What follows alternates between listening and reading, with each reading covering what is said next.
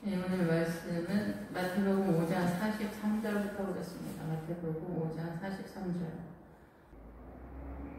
예, 내 이웃을 사랑하고 내 이웃을 미워라 하였다는 것을 너희가 들었으나 오전 예배 때 말씀드린 것과 같이 눈에는 이에는 이로 가보라 하였다는 것을 너희가 들었으나 이거는 율법의 기준입니다. 구약적으로 예수님의 십자가가 오기 전에 우리의 수준에 맞춰서 이 사단의 문화권에서 우리가 할 수 있는 최소한의 의가 눈은 눈이고 이는 이인 것처럼 여기서도 내 이웃을 사랑하고 내 원수를 미워하라 하였다는 것을 너희가 들었으나 예, 이웃을 사랑하고 이스라엘의 한계 상황이었지만은 이제는 원수가 원수되지 않는 십자가 믿음의 법에 도달한 그런 상황에 이루어져서 악한 자를 대적하지 마라. 그래서 실상은 우리가 다 죄인의 형상을 갖고 있기 때문에 악한 자의 모양을 띠고 있습니다. 그래서 누구나 다 이렇게 선한 것을 추구하다 보면은 이 악한 것과 충돌하게 되면서 이 사단의 문화권에서 우리가 대적관계에 이르게 되는데 그 이삭도 그 영적 전쟁을 할 때 우물을 이렇게 하나 두게 할 때 그 처음에 이제 그 다툼의 우물이고 그 다음에 대적의 우물이고 더 넓어지는 우물의 단계로 넘어가거든요. 이런 것들이 영적 전쟁의 단계다라는 거. 크리스찬이면은 착하면은 이렇게 충돌의 상황이 벌어지지 않을 것이다 이렇게 생각했지만은 우리가 이렇게 그 선악간에 예수 그리스도의 편도 서지 않고 사단의 편도 서지 않는다 이런데 그리스도의 편에 서지 않으면은 사단의 편인 거예요. 그래서 그리스도의 편에 서면 빛의 세력 속에 있기 때문에 악한 것을 악한 것이다 또 말할 수밖에 없는 그런 입장인데 대적이 될 수밖에 없는 그런 상황인데 이제는 그것을 넘어서는 예수님의 의를 붙잡아야 되는 그 상황을 요구하는 거죠. 그래서 너희의 의가 바리새인과 서기관의 의보다 더 나아야 된다라고 하는 것은 예수 그리스도를 믿어야 된다는 얘기가 아닙니다. 예수 그리스도의 십자가의 의를 붙잡아야 된다라는 얘기예요. 단순히 내가 예수님을 믿는다 이렇게 했을 때 우리 스스로가 죄인이어서 속이는 상황으로 나아갈 때가 많이 있어요. 구약에는 예수님이 아닌가요? 구약에도 하나님이고 신약도 예수님이에요. 같은 주예요. 같은 주. 같은 하나님이기 때문에 구약에서 이 사람들이 예수님을 안 믿었다가 아니라 신약 시대 예수님을 믿었다가 아니라 예수 그리스도의 십자가의 의의를 붙잡아야 되는데 그게 눈에는 눈, 이에는 이. 율법을 지켰을 때의 최선을 넘어가는 의의를 붙잡아야 된다. 그래서 서기관과 바리새인의 의의보다 나아야 된다. 이 얘기를 하는 거예요. 그래서 이 서기관과 바리새인의 의의보다 더 나은 의의가 바로 내 오른편을 뺨을 뗐을 때 왼편도 돌려야 되고 속옷을 달라고 할 때 겉옷도 주고 오리를 가자고 할 때 심리를 동행할 수 있는 그런 상태로 나타난다라는 거죠. 그런 것들이 이제 직접적으로 이웃의 이름으로 등장하게 되었을 때 원수를 미워라 하였다는 것을 너희가 들었으나 율법적 사고에서는 이 율법적인 것을 넘어갈 때는 분리로 선언이 되는데 이제는 분리의 선언이 되지 않으며 이제는 예수님의 십자가로 보다 더 예수님의 십자가 상에서 이 사단의 문화권을 보는 시각이 십자가를 통해서 섰기 때문에 그 십자가로 서여 있는 부활의 신앙, 하나님의 나라의 의의 그 새로운 피조물, 하나님의 나라의 질서와 시스템 속에서 이 사단의 문화권에서 적용시키면서 나아가는 세계를 요구받고 있는 그런 시대라는 거예요. 그래서 이제는 원수가 등장할 수 없는 상황이라는 거죠. 그래서 옛날에는 죄를 지었으면 분리하는 그런 상황이었는데 이제 그 원수를 어떻게 해야 되냐면 위하여 기도하는 세계로 요구받고 있다라는 거죠. 그 원수가 그렇게 해도 어떻게 해도 괜찮다라는 것이 아니라 이제 악한 원수를 만나고 율법을 지키지 않으며 복음 안에 들어오지 않거나 복음의 연약함 속에 있거나 그 이스라엘의 무리 속에서 다른 섞여있는 무리를 일컬어 하나님을 알지 못하는 이 복음의 이해도가 낮은 자들을 일컬어 주님은 섞여있는 무리, 이방인 뭐 이렇게 표현을 하고 있는 거예요. 발람이 그래서 이방인이라고 해서 외국 사람을 말하는 게 아니라 이스라엘 사람인데 이스라엘의 선지자로서 정통성을 잃어버린 율법을 말하고 선지자적 사명을 갖고 있고 목회 일을 하는데 복음에서 빛난 살인사욕에 능하거나 이렇게 해서 하나님의 주의 종으로서 적합하지 않는 그런 사람들이 이익을 위해서 복음에서 거사 있을 때 그것을 일컬어 외국인이다 이렇게 표현을 하는 거예요. 이 복음 안에 들어와 있지 않다. 그래서 오늘날도 마찬가지죠. 이 교회 공동체에 나와 있지만은 염소의 무리가 있고 양의 무리가 있는 거예요. 그래서 우리가 아가서에서도 길을 모르겠거든 양들이 있는 곳을 찾아가라는 거예요. 양. 이 교회 공동체에 똑같은 양인 것 같지만 50% 60%는 거의 양의 무리고 전체적으로 사실상 다 우리가 그 술람이 여자 내가 비록 거물지라 나도 나를 흘겨보지 말 것은 내가 솔로몬의 희장과 같기 때문이다라는 거예요. 우리의 존재는 이렇게 보기에 그 술람이 여자가 어디서 무슨 일을 이상하게 하거나 뭐 오빠들한테 쫓겨나서 어떻게 됐다는 얘기가 아닙니다. 제일의 형상을 띠고 있다라는 거예요. 내가 제일의 형상을 띠고 있지만은 나는 하나님의 아들이다. 솔로몬의 희장과 같다라는 거예요. 예수 그리스도에 의해서 존재하는 성도다. 그것을 내가 알고 있기 때문에 나를 흘겨보지 마라. 사단의 세력들아. 얘기를 하는 거예요. 그것처럼 우리가 원수이면서 악인이면서 성도면서 근데 그것을 다 나누어서 말씀으로 지금 설명하고 있는 거예요. 그런 연약한 것들. 그래서 이제는 율법을 넘어서 이제 너희가 원수를 사랑하며 너희를 박해하는 자를 위하여 기도하라. 예, 기독교적인 초대교회에서 우리가 박해를 받는 그런 상황이기도 하겠지만은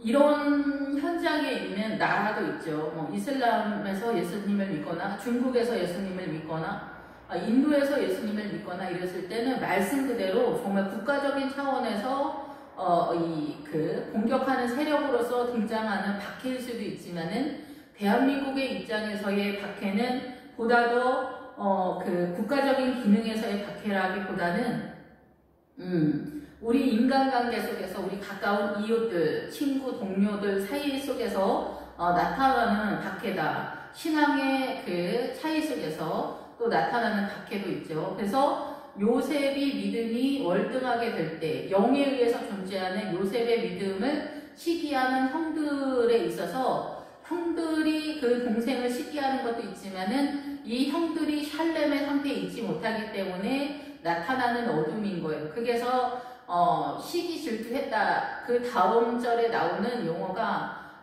원만하게 발언하지 못하는 그 단어가 바로 그 샬롬이 아니다라는 뜻이거든요. 샬롬이 아니다. 예, 그래서 여기서도 이제 그런 상태로 나타나게 될 때 우리가 어떻게 하면 사랑할 수 있지? 아무리 생각해도 모르겠는데 오랫동안 예수 믿어도 어떻게 사랑할지 모르겠어. 나는 이제 포기해야겠어. 이렇게 생각될 때가 많고 그거에 대한 구체적인 노선은 사실 여호수아에서 선언하고 있지만 여기에서 이미 해답을 주고 있어요. 그 답은 뭐냐면은 우리는 사랑하려고 할 때 내가 사랑하려고 노력을 하거든요. 주님은 사랑을 이렇게 하라는 거예요. 박해하는 자를 위하여 기도하라는 거예요. 기도하기가 싫은 거예요. 우리는 그냥. 그런데 원수를 위해서 내 자식과 내 남편과 우리 가족만 위해서 기도하지 말고 원수를 위해서 기도를 해보세요. 우리 뜻밖에도 원수를 위해서 기도하고 싶지가 않아요. 그런데 사랑하는 방법은 기도하라는 거였던 거예요. 이것이 부활의 신앙이었고 이것이 십자가 믿음의 법이었던 거예요. 우리는 복잡하게 많이 생각하지만 사실상은 단순하게 예수님의 세력 속에서 기도하라. 이것이 답인 거예요. 왜냐하면 기도는 방법인 거고 그 기도 속에서 흘러 들어오는 세력이 있는데 그분이 바로 성령님이에요. 우리가 기도를 하게 되면은 우리가 그 핸드폰이 있으면 충전을 해야 쓰잖아요. 핸드폰에 많은 기능이 있어도 충전을 하지 않으면은 우리가 쓸 수 없고 배터리가 다 떨어졌을 때 15, 3 막 그렇게 했을 때 막 떨어지려고 해. 그러다가 어쩔 수 없다. 그러다가 이게 다 떨어졌으면은 얘는 무용지물이잖아요. 있어도 쓸 수 없잖아요. 그렇지만 아무것도 죽은 것 같았던 얘한테 충전을 딱 꽂으면은 바로 전기가 오면서 가동이 되는 거예요. 그런 것처럼 기도도 마찬가지예요. 기도도 한동안 기도를 하지 않거나 기도를 쉬고 있거나 기도의 자리를 지키지 않으면 점점점 건조해져. 그러다가 강팍해지는 상황으로 내려가거든요. 근데 다시 기도를 하게 되면은 다시 전기가 들어오는 것 같이 되면서 주님이 나한테 속삭이는 것 같은 느낌이 들고, 아, 꼴보기 싫어 이러다가 기도를 하기 딱 하면은 주님 죄송합니다. 제가 잘못했습니다. 이 말부터 나오기 시작하거든요.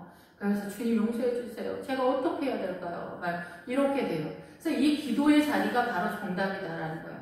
꼴보기 싫은 사람이 있거나 어떤 상황이 발발하게 됐으면은 저녁에 다시금 돌아와서 일단 따지지 말고 기도의 자리에 앉아서 주님 제가 오늘 수모를 당했습니다. 모욕을 당했습니다. 정말 억울합니다.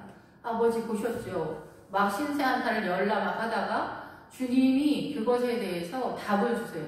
그리고 그 사람이 그렇게 막말을 하는 이유나 이런 것들이 헤아려지게 되면서 아, 또 그럴 수도 있구나 이런 생각이 들게 돼요. 이해가 돼요.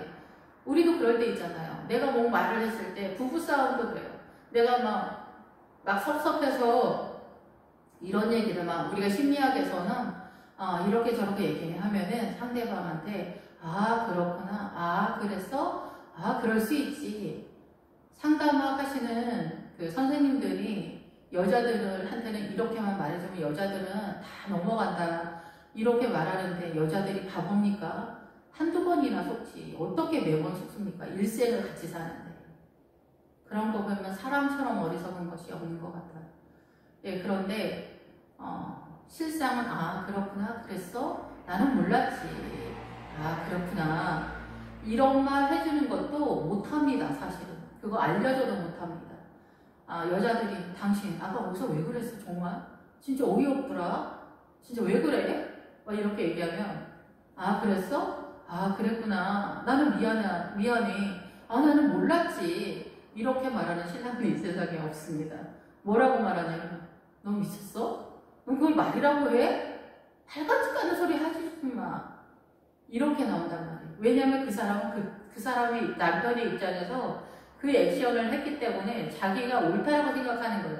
내지는 남편인데 어디서 말대꾸를 해? 이러니까 어거지로 또 말하기도 하고 우리가 어떠한 것들을 얘기를 했을 때 상대방이 내 마음처럼 이해하는 건 이 세상에 없어요. 남편도 그렇고 아내도 그렇고 자식들도 그래요. 너 아까 왜 그래서 그러면 엄마가 그렇게 했으니까 그렇게 하지 막 이렇게 얘기하고 또 옛날에 엄마 나 그게 섭섭한 게 있었어. 부모 자식 간에 원수지가 은근히 많아요. 섭섭한 것도 많고 근데 말 못하거든. 이제 오랫동안 지냈으니까 얘기하면은 화해가 되고 잘 될 거야 이렇게 생각하고 얘기하면요 전쟁 납니다. 시댁 식구한테 그동안 섭섭한 거 있었다 이런 얘기하면 안 됩니다. 그날 진짜 폭탄 터집니다. 절대 얘기하면 안 됩니다. 아 몰라서 저러지. 그냥 기도의 자리에 앉으라. 그냥 기도해라. 네가 앉아서 용서한다고 말하지 말고 주님께 아뢰라는 거야. 기도하라는 기도. 기도만이 답이라는 거야. 기도를 하면은 그 사람의 입장에 가거나 내가 억울하거나 주님이 알려주거나 이런저런 것들이 전방위적으로 다 주님께서 알게 하신다는 거예요. 근데 우리는 기도를 신뢰하지 않는 거죠. 내 맘대로 막 떠들고 나서 간다던가 이런 식으로 하거나 주님의 그 속삭임을 듣는 이렇게 주파수가 잘 서있지 않거나 그럴 수도 있는데 제 경험으로는 그런 것 같아요. 제 경험으로는 기도의 자리에 앉을 때 이게 정말 정답이구나. 근데 저도 기분 나쁠 때 가만히 있으면은 머릿속에서 딱따구리가 돌아가거든요. 그럴 때는 앉아야 돼요. 앉아서 기도를 하면은 하나님께서 이러저러한 내 마음에 하나님의 선한 생각이 저희 사고 속에서 일어나는 것 같아요. 좀 참자. 아니면 그 사람의 입장에서 그 사람이 왜 그런 말을 하게 되는지 정말 제가 제일 화가 나던 날 기도할 때 주님이 그렇게 알려주셨어요. 어떻게 인간이 저럴 수가 있을까요? 제 인간이 아니잖아요. 이렇게 했을 때 주님이 그 상대방의 입장을 알게 해주신 적이 있어요. 그래서 우리는 남편이 원수일 수도 있고 자식이 원수일 수도 있어요. 자식이 아니라 원수라고 하고 무자식이 상하잖아. 오죽하면은 자식 우리 근데 밖에 나가서 그런 말 못하잖아요. 주님께 맡기세요. 그리고 기도하세요. 기도하라고 그러면은 어이없어 하시는 성도들도 사실은 굉장히 많아요. 근데 기도만이 정답이에요. 그것은 알아듣는 사람들만 알아듣는 거죠. 이미 기도의 세력을 아는 사람들을 알아듣는데 기도의 세력을 모르는 사람은 뭐야? 이렇게 얘기하시는 성도님들도 의외로 굉장히 많아요. 주님을 모르는 거죠. 주님이 해결책이라는 걸 모르는 거예요. 뭐야? 기도하세요. 이러면은 뭐야? 그렇게 얘기하고 다른 데 가서 기도하라고 그러는 거 있지. 어이없어 진짜. 그렇게 하시는 성도님들이 많다 얘기해요. 모든 간의 기도만이 정답이에요.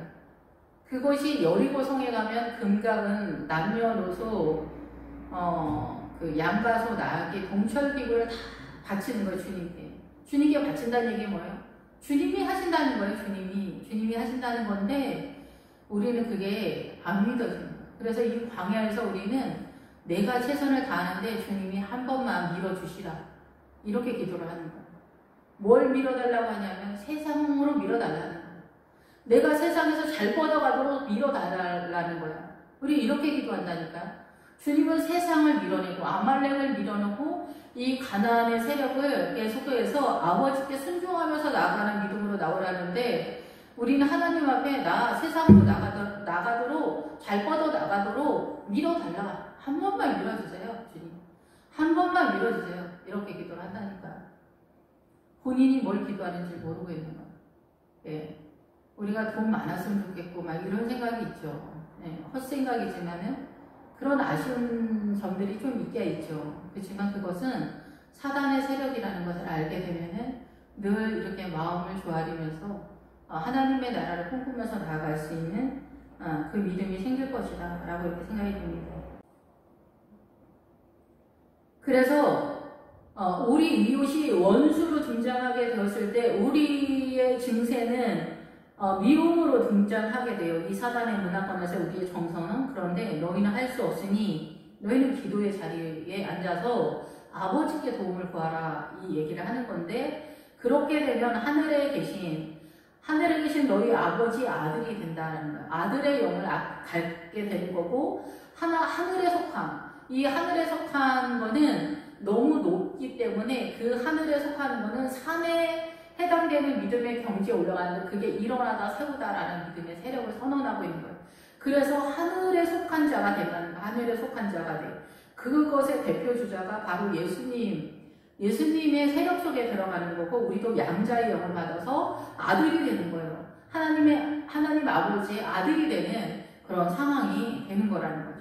그래서 하나님께서 해를 악인과 선인에게 비추시며 하나님이 그 해를 악인과 선인에게 비추시며 비를 의로운 자와 불의한 자에게 내려주심이라. 여기서부터는 이제 그 세리와 그리고 이 뒤에 온전하신 하늘에 계신 아버지 온전하신과 같이 온전하라와 세리와 이 해를 비춘다 같은 맥락에서 가는 거거든요. 그게 뭐냐면 해를 악인과 선인에게 다 똑같이 비춰주잖아요. 저 태양에 빛이 모든 사람에게 비춰주는 것은 이 해의 이 헬라어적인 기본 어구는 일어나게 하는 세력으로서 등장하게 돼요. 그래서 이 해가 이제 태양의 의미라기보다는 우리가 태양신의 의미가 아니라 보편적인 사람들이 이 세상을 살아갈 때 저 태양이 우리가 일상의 삶을 살아갈 수 있도록 빛을 비추어주는 그 세력으로서 주님이 일어나게 한다는 거예요. 성도들이 일어나서 씩씩하게 살 수 있도록 한다는 거예요. 하나님 앞에서. 그래서 악인과 선인에게 비추시는데 이 빛을 비추시면서 우리를 이렇게 세우는 세력으로서 주님께서 이 해에 빛을 주신다 이런 뜻인데 이 비추시는 이 단어 중에 그 단어가 한계에 도달하면서 마지막 목표를 위해서 요금을 내는 그 한가운데 있게 하는 세력이다 뭐 이런 뜻이에요. 그래서 우리가 인생을 살아갈 때 하늘에 계신 아버지의 온전하심과 같이 우리도 온전하게 되기 위해서는 마지막 인생의 끝자락 어딘가에서 이제 이 인생 전체가 모든 것이 협력하여 선을 이룰 때 이 모든 것이 계산이 되어서 온전함으로 나아가게 되어지는 목적을 위하여 이 모든 것들이 동원되는 상황이다 이렇게 보는 거예요. 해석이 조금 어렵습니다. 그런데 어쨌든 간에 주님은 이 해를 비추시는 세력은 악인이든 선한 사람이든 동일하게 비추는 이유가 마지막에 하나님의 나라의 온전함으로 세우기 위한 목적으로서 계산되어지는 전체의 모든 것이 협력하는 그 세력으로서 나타나게 되는 상황이다라는 거예요. 예, 그래서 그러면 악인에게도 비춰주는 이 세력은 뭐냐면, 우리가 선인으로 들어갈 때, 성도가 되기 전에 악인으로 존재하고, 우리가 성도로 들어가 있어서도 이 믿음이 애굽에서부터 출발하기 때문에 우리가 온전하기 위해서는 상당한 시간이 요구되어지는데, 그것이 인생 전체 속에서 시간이 요구되어져 있기 때문에 내가 선인 속에 거하고 다른 사람은 악인 속에 속한다, 이렇게 볼 수가 없는 거예요. 사실은 이 악인과 선한 사람이 다 섞여 있는 상황이라고 볼 수 있고, 인생 전체 속에서 이 흐름 속에서 계산되어지는 세리의 세계다. 이 세리가 여기서 그 시대에 제일 악한 사람이다라고 선언되어지는 것으로 사실상 나오지만은, 이 세리가 말하는 게 세금징수를 말하는 거잖아요. 그래서 마지막에 아버지의 온전하심과 같이 아버지의 온전하심 같이 우리가 어떻게 온전할 수가 있어? 그거는 꿈도 꿀 수 없지만, 아버지의 세력에 온전하신 그 하나님의 나라와 유사하게 되어지는, 예수님의 옷을 입는다는 건 예수님과 비슷해가는, 닮아간다, 이런 뜻도 있잖아요. 예수 그리스도로 옷 입는다. 그런 맥락에서 아버지의 세력, 하나님의 나라로 온전해져 가기 위해서, 이 온전하다도 같은 뜻이 있어요. 기본 어근이 이 온전하다와 세리와 비추신다, 이 뜻의 기본 어근이 다 같은 기본 어근이에요.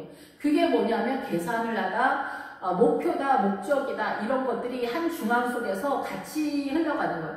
그래서 온전하심에도 기본 어근 속에 이 뜻이 같이 가기 때문에 최종적으로 하나님의 나라를 이루는 인생의 끝자락에 상당한 시간을 요구하는 인생 전체 속에서 선인과 악인, 내 자신이 선인이기도 하고 악인이기도 한 그 모든 것 속에서 이 하나님의 나라로 이끌려가는 하나님의 은혜다라는 거예요. 내가 악인이었을 때 주님이 오래 참아주시기를 원하잖아요. 사도 바울이 고백했던 것처럼 나는 악인 중에 괴수다, 이렇게 말할 때 주님이 그 사도 바울에게 은혜를 주신 것처럼, 그리고 내가 믿음이 없을 때, 그리고 내가 만약에 60이나 70에 예수님을 믿게 되면 얼마나 오랫동안 하나님의 영역 밖에 있습니까? 그리고 하나님의 영역 속에 들어와도 우리가 늘 허덕거리는 것은 하나님의 의에 순종하지 못하는 나 자신의 어이없음에 진짜 기가 차다, 죽어라, 너는 왜 사니? 막 이런 말들을 하게 되잖아. 나 같으면 죽어야 돼, 진짜. 왜 그 말을 했을까? 왜 화를 냈을까? 왜 거기서 왜 그 말을 했을까? 왜 나는 그 순종을 못할까? 왜 나를 쳐서 복종하지 못할까? 너무나 많은 처절한 것들이 우리 안에 있잖아요. 우리가 예수님 믿었다고 해서 선인인 거는 아니잖아요. 그래서 이런 모든 것들 때문에 주님은 또 해를 주시고 비를 주신다. 단순히 이 비를 준다는 그런 뜻이라기보다는 이 비가 모든 세상이 다시 일어나는 세력으로서 생수의 기능을 하잖아요. 그런 것처럼 우리의 영혼 속에도 주님께서 의로운 자랑 불의한 자에게 동일하게 이 은혜를 주신다라는 거예요. 우리는 저도 좀 그럴 때가 있는데, 주변 사람들에 대해서는 그렇게 좀, 주변 사람들에 대해서도 좀 불평불만 좀 있을 때 있지만은, 이렇게 인터넷을 보면서 누가 큰 사고를 치면은 이제 뉴스에 나오면 미쳤구나, 이렇게 생각이 들 때가 있거든요.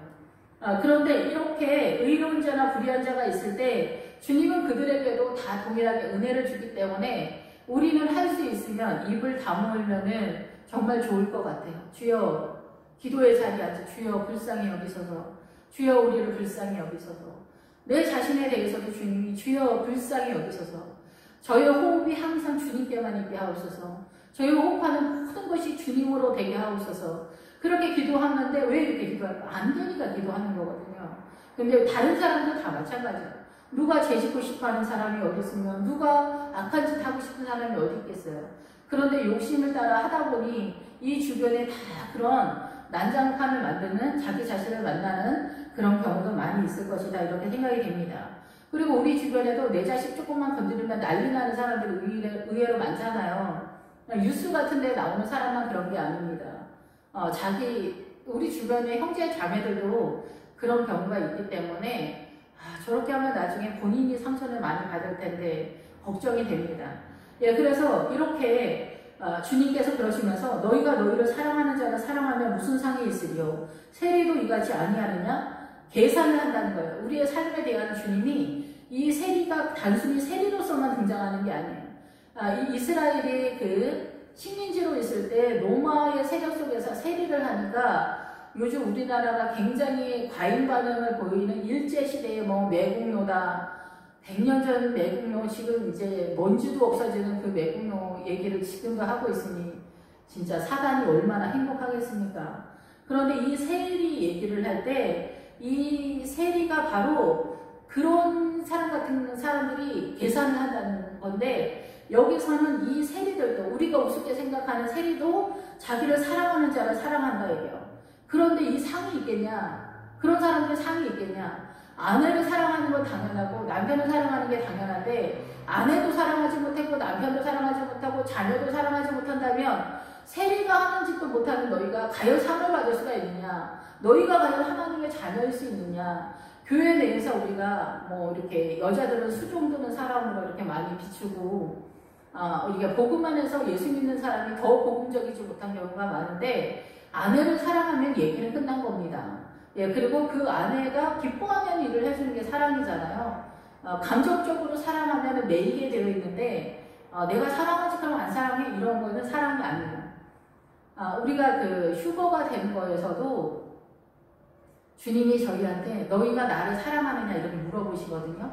그럴 때 주님 제가 사랑합니다 딱 나와야 돼요. 우리 왜 이렇게 연예인들 무슨 얘기할 때 인터뷰할 때 딱 물어보면 대답 딱 안 하면은 벌써 우리 답을 다 알잖아. 아니구나, 사고 쳤구나 막 웃으면서 농담하는데 주님 앞에서도 마찬가지예요. 내가 사랑하는 걸 몰라? 막 이렇게 하면 옆으로 빗나간 거예요. 이미 사랑하는 거는 사랑합니다. 딱 그게 답이 딱 나와야 돼요. 예. 부인을 사랑하든 남편을 사랑하든 하나님을 사랑하든 다 동일합니다. 그렇게 못하면 딴 소리가 나오는 거예요. 그래서 이 세리들도 하는 거를 예수쟁이가 하지 못하는데, 그렇게 된다면 이 상을 받을 수 있느냐? 네가 그리스도인이라고 말할 수 있느냐? 그 얘기를 하는 거야. 그럼 안 된다 이 얘기를 하는 거야. 안 된다. 그래서 너희가 너희 형제에게만 무난하면, 무난하는 건 받아들이다, 기뻐하다, 환영한다라는 거잖아요. 남보다 더하는 것이 무엇이냐? 이방인들도 이와 같이 한다. 예, 문화와 전통으로 구성된 이 이방인들 민족들, 예, 비기독교인이죠. 지금에서는 옛날식으로 하면은 이스라엘이 아닌 민족이지만 지금은 예수 믿지 않는 사람들이 이방인이라고 볼 수 있는데, 예수 믿지 않는 사람들도 기본적인 것은 다 한다라는 거죠. 예, 그런데 하늘에 계신 너희 아버지 온전하신 것 같이 너희도 온전하라. 그래서 이 온전하다라는 뜻은 말 그대로 온전하다예요. 그런데 이 온전하다가 이루어지기 위해서는 너희 인생 전부를 이 세리가 돈을 추징하는 것처럼 너희 인생 전부를 계산해서 따진다는 거예요. 세금을 먹인다는 거예요. 우리 인생 전체에 있어서 책임을 묻고 목적을 이루기 위해서, 예, 목표를 이루기 위해서 주님이 이 온전하다, 이것을 세우기 위해서 우리에게 추징금을 문다는 거예요. 인생의 추징금을 문다는 거예요. 그럴 때 세리들도 사랑하는데 너희들은 이거보다 더 뛰어넘어야 되지 않겠냐. 서기관과 바리새인보다 더 나은 의는 예수님을 믿는다가 아니라 예수님이 보여주신 십자가를 제시해 줄 수 있어야 된다. 누구든지 나를 따라오려면 자기 십자가를 져야 된다는 거예요. 그래서 십자가의 기본은 희생과 헌신이잖아요. 예수님이 우리를 대신해서 희생해 주신 그 값을 가지고 나아가는 그런 상황이다라는 거예요. 그래서 온전하라 그러는 거예요. 이게 생각보다 어렵습니다. 여기 내 이웃을 사랑하라, 이 뜻은 할 수 없다. 너희는 할 수 없으니, 너희는 미움밖에 할 수 없으니 기도의 자리에 앉아서 너희 인생 전체가 이 사랑의 세력으로 온전하기 위해서는 이 기도의 자리에서 예수님이 답이라는 것을 발견해야 된다는 거예요. 예수님이 너의 인생의 주인 되고 왕 되시게 해야 된다라는 것입니다. 그리고 인생 전체가 이 사랑의 자리로, 인생 전체가 목표를 위해서 추징금을 묻는 것처럼 이렇게 온전함으로 나아가는 데 있어서 인생 전체를 요구받고 있는 그런 상황이다라는 뜻입니다. 그래서 여기서 해를 악인과 선인을 비추시며, 이 비추시며와 세리와 온전하라 같은 기본 어근 속에서 세리가 추징금을 물듯이 이 추징금을 묻는 거예요. 우리 인생 전체에 쉽게 말하면 아버지 하나님의 심판대 앞에 심판을 견딜 수 있느냐, 심판을 견디기 위해서는 이렇게 우리 인생 전체가 아버지 하나님 앞에서 주님 앞에서 살아가는 그 내용을 띠는 것에 있어서 기도의 자리에서 원수를 만날 때, 사랑할 수 없는 사람을 만날 때, 기도의 자리에서 해결을 할 때 이 온전할 수 있는 내 인생의 마지막에 자리를 잡을 수 있다. 이런 맥락이다. 이렇게 볼 수가 있습니다. 기도하겠습니다. 할렐루야. 주님 감사합니다. 언제나 우리의 소망이 되시고 힘이 되시고 우리의 능력이 되시고 권세가 되시고 우리의 기도가 되시는 우리의 주인이 되신 주님, 할 수 있는 것에 모든 힘을 가지고 계신 주님께서 저희 인생에 답을 주셔서 감사를 드립니다. 예수님의 이름으로 기도했습니다.